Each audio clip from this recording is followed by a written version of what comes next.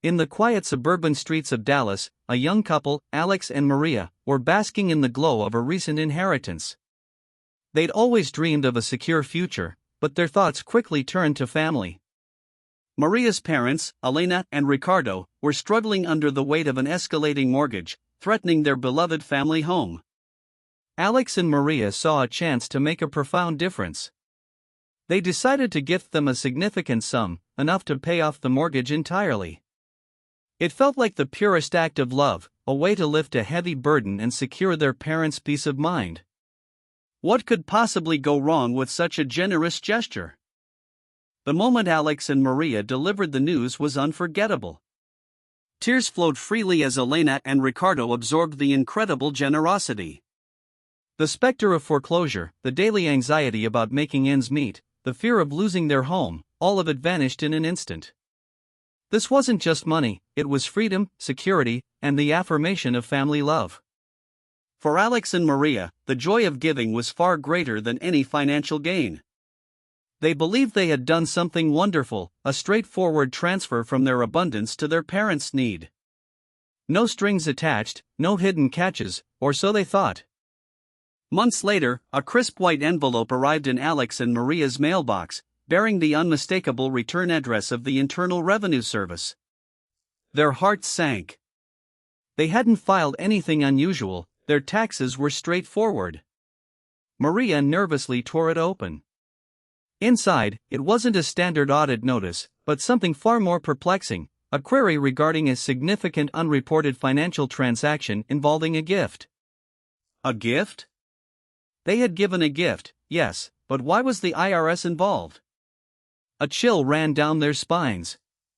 This was the moment their simple act of kindness transformed into a bewildering, and potentially costly, legal puzzle.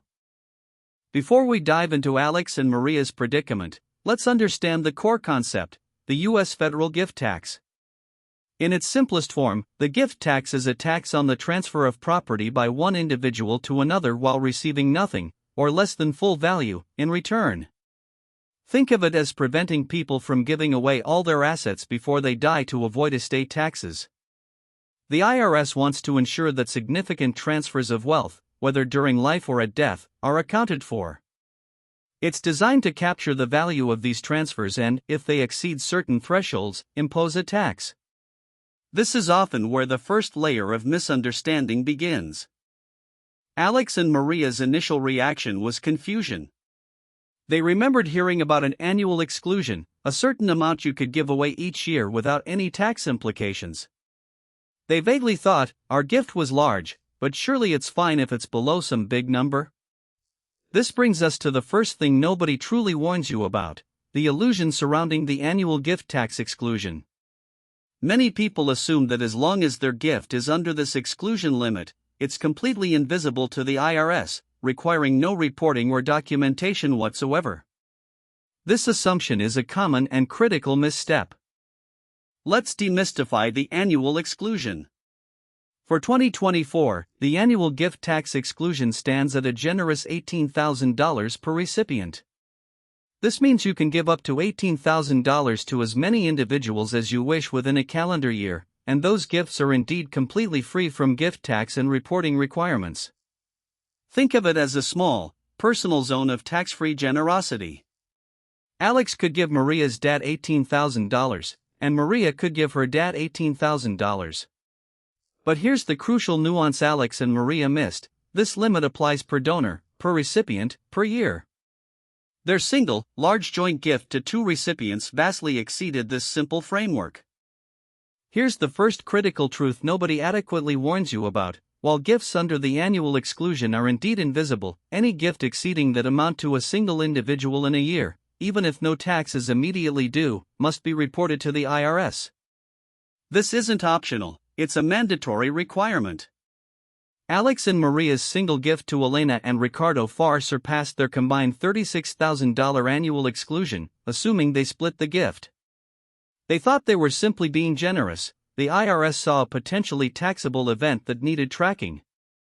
This reporting obligation is where many well-intentioned givers first stumble. The vehicle for this mandatory reporting is IRS Form 709, the United States gift, and generation skipping transfer tax return. This isn't a form that accompanies your regular income tax return, Form 1040. It's a separate beast entirely, with its own specific filing requirements and deadlines.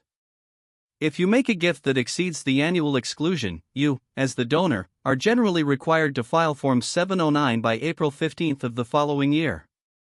Failing to do so can lead to penalties and trigger the kind of IRS letter Alex and Maria received. It's a detail often overlooked until it's too late.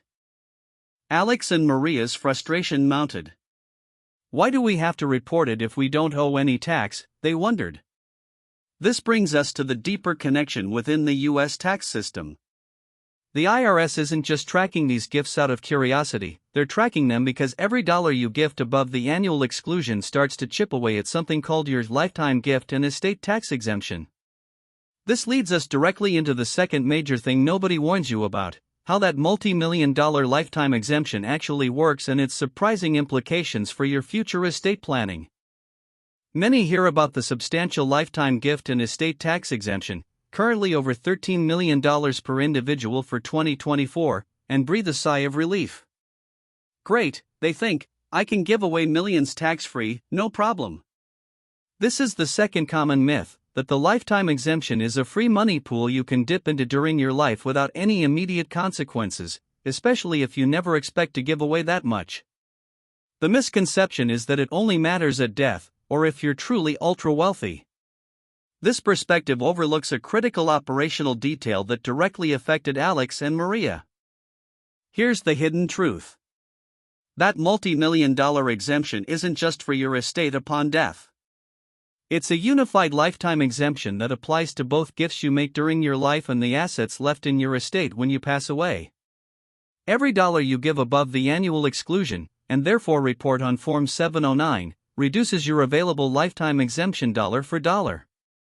So, while you might not owe gift tax immediately, you are essentially prepaying for your estate tax by using up your exemption while you're alive. The IRS needs to track these gifts to know how much exemption remains for your estate. Think of your lifetime exemption as a single large bucket. Each year, you can fill a small cup, the annual exclusion, and give it away without touching the bucket at all. But if you try to take a scoop larger than that cup, say a significant portion of your inheritance for your parents' mortgage, you're now taking directly from the main bucket. The IRS needs to know how much is left in that bucket. This is why Form 709 is so important. It's the IRS's way of keeping a running tally of how much of your lifetime exemption you've used. Alex and Maria's large gift significantly depleted their available lifetime exemption, a fact they were completely unaware of. The consequences of not filing Form 709 when required can be severe. First, there are penalties. The IRS can assess penalties for failure to file and failure to pay any tax due. More importantly, if you don't report large gifts, the IRS won't know you've used part of your lifetime exemption. This can lead to your estate owing more estate tax than it should, years down the line, because the IRS assumes your full exemption is still available. It's a classic case of an oversight today creating a much larger problem tomorrow, precisely the scenario Alex and Maria were now confronting with their unexpected letter. Facing the IRS letter, Alex and Maria knew they were in over their heads. They sought advice from a local estate planning attorney, Sarah. Sarah listened patiently as they recounted their story, the pure intention behind their gift, and their utter bewilderment at the IRS's involvement. Sarah explained the nuances of the annual exclusion and the lifetime exemption, detailing how their generous act, while tax-free at the moment, had indeed triggered a mandatory reporting requirement and reduced their future estate tax protection. The concept was abstract, but the implications were becoming terrifyingly concrete. So, the second major thing nobody truly warns you about is this: your lifetime gift and estate tax exemption, while substantial, is a finite resource. Every reportable gift you make chips away at it. You are effectively making a choice: use it now to make large tax-free gifts during your life, or save it to protect your estate from taxes after you're gone. There's no separate lifetime gift exemption and estate exemption. It's one pool. Alex and Maria's generosity had significantly reduced the amount their own future heirs could inherit tax-free, something they had never considered. This was a paradigm shift in their understanding of wealth transfer. To illustrate, imagine you have that $13.61 million lifetime exemption bucket. If Alex and Maria, as a married couple, made a split gift of, say, $500,000 to Elena and Ricardo, after accounting for annual exclusions, they would have used $500,000 of their combined exemption. This means that, at their death, their available estate tax exemption would be $500,000 less than if they hadn't made that gift. While they might still have millions left, this cumulative tracking can become significant, especially for those who plan multiple large gifts over time or whose total estate value is substantial. It's about long-term financial strategy. It's also crucial to remember that the lifetime exemption amount isn't static. It changes with inflation and, significantly, can be altered by new legislation. For example, the current high exemption amounts are set to sunset or expire at the end of 2025, potentially reverting to much lower levels unless Congress acts. This makes understanding your current usage even more vital. A large gift made today, utilizing a high exemption, could be a smart move, but only if you're aware of the implications and properly report it. Alex and Maria now understood the ticking clock on their financial planning. As Alex and Maria grappled with the reporting requirements and the depletion of their lifetime exemption, a new, more immediate fear emerged: will our parents have to pay a gift tax now because of us? This is perhaps the biggest, most emotionally charged misconception when it comes to gift taxes. The widespread belief is that if a tax is owed on a gift, the person receiving the gift, the recipient, is the one responsible for paying it. This myth leads to immense anxiety and, if believed, can cause devastating financial shocks for the unsuspecting giver. And it's completely false. Here's the stark truth: the third thing nobody truly warns you about until you're in Alex and Maria's shoes: the donor, the person making the gift, is legally responsible for paying the federal gift tax, not the recipient. If Alex and Maria's gift had been so large that it exceeded their combined annual exclusion and their available lifetime exemption, they would have been the ones facing a significant tax bill. This is a monumental surprise for many generous individuals who assume they are simply helping someone out, only to find themselves on the hook for an unexpected and potentially substantial tax liability. When their attorney Sarah clarified this, Alex and Maria felt a moment of profound relief: their parents wouldn't be burdened. But that relief quickly turned to a new kind of dread. While their gift hadn't exceeded their combined lifetime exemption and therefore incurred no immediate gift tax, the process of figuring this out, filing the correct forms, and consulting with professionals was adding up. More importantly, they now understood that if they made another large gift in the future, they would be much closer to that taxable threshold. Their good intentions had opened a Pandora's box of financial complexities and potential future costs. This situation highlights a fundamental tension: the pure, often spontaneous, intent behind giving versus the cold, hard realities of tax law. No one makes a gift with the intention of complicating their financial life or inadvertently creating a tax problem for themselves. But the tax system doesn't differentiate between acts of love and strategic financial transfers, it simply sees a transaction. Alex and Maria's story is a powerful reminder that while generosity is commendable, it must be paired with knowledge to truly serve its purpose without unexpected and unwelcome consequences. So, what could Alex and Maria have done differently? One powerful strategy is gift splitting for married couples. If Alex and Maria had properly structured their gift, they could have leveraged both of their individual annual exclusions. This means that for 2024, they could jointly give $36,000, $18,000 from Alex and $18,000 from Maria, to each recipient, totaling $72,000 to both Elena and Ricardo, without touching their lifetime exemption or requiring Form 709. This requires them both to consent to gift splitting on Form 709, even if no tax is due, to report the combined gift. This drastically increases their tax-free giving capacity. Another lesser-known exemption allows you to directly pay certain expenses for someone else without it counting as a taxable gift.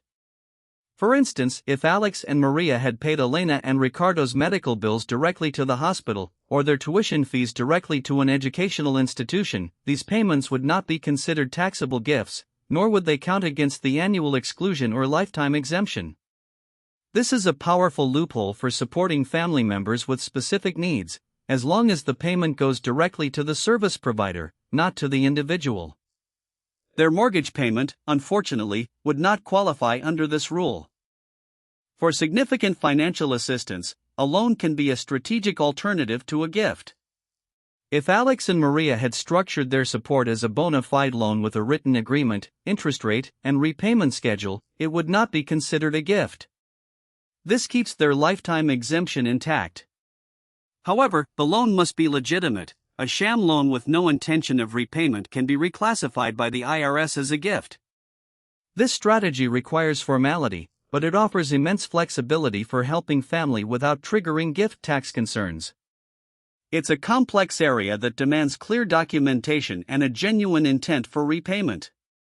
The aha moment for Alex and Maria wasn't just understanding each rule, but seeing how interconnected they all were. The annual exclusion wasn't a magic shield for all gifts, it was a threshold for reporting.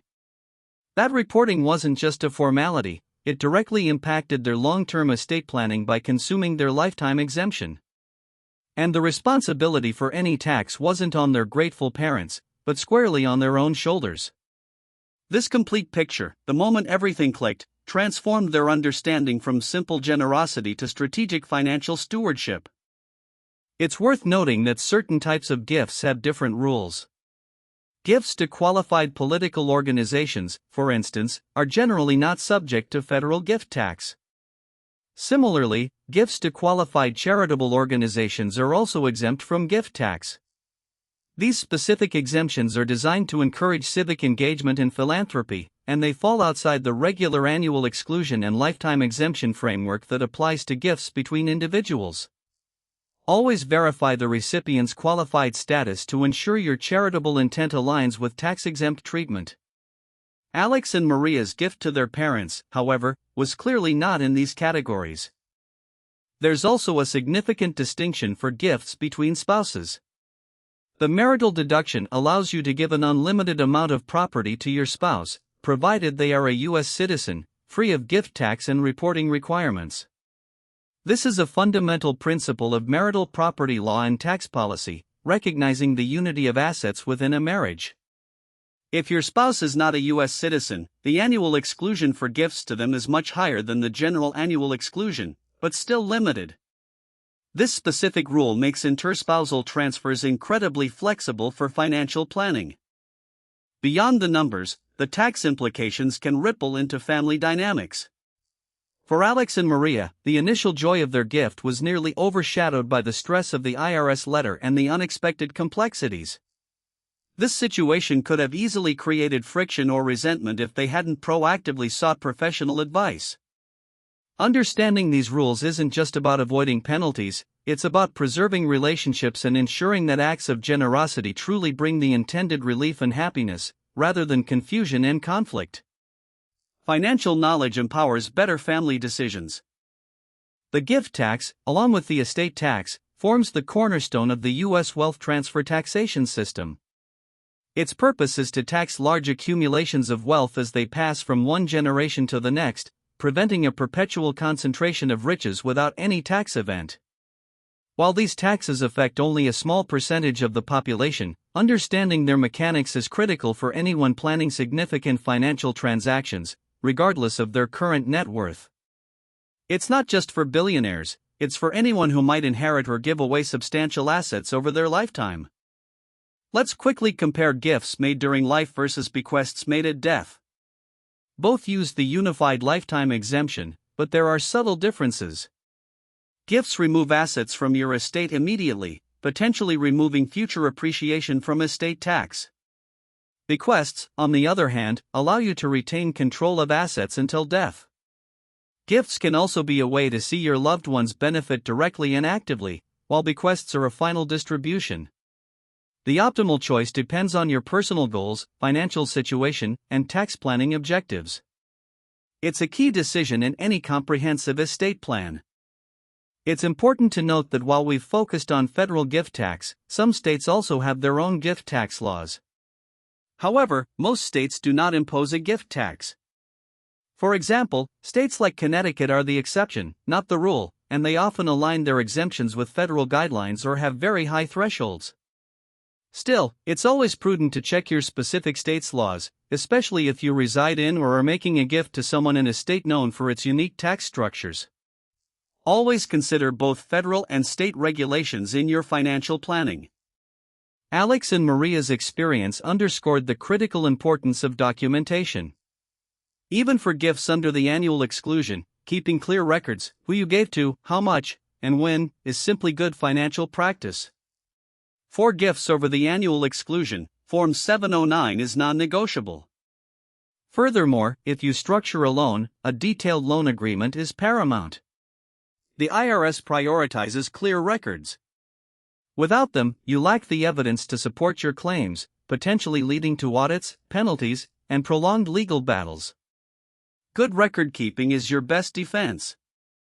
Alex and Maria's journey from heartfelt generosity to unexpected IRS scrutiny illustrates a profound truth. In the complex world of finance, even the simplest acts of kindness can have unforeseen tax implications.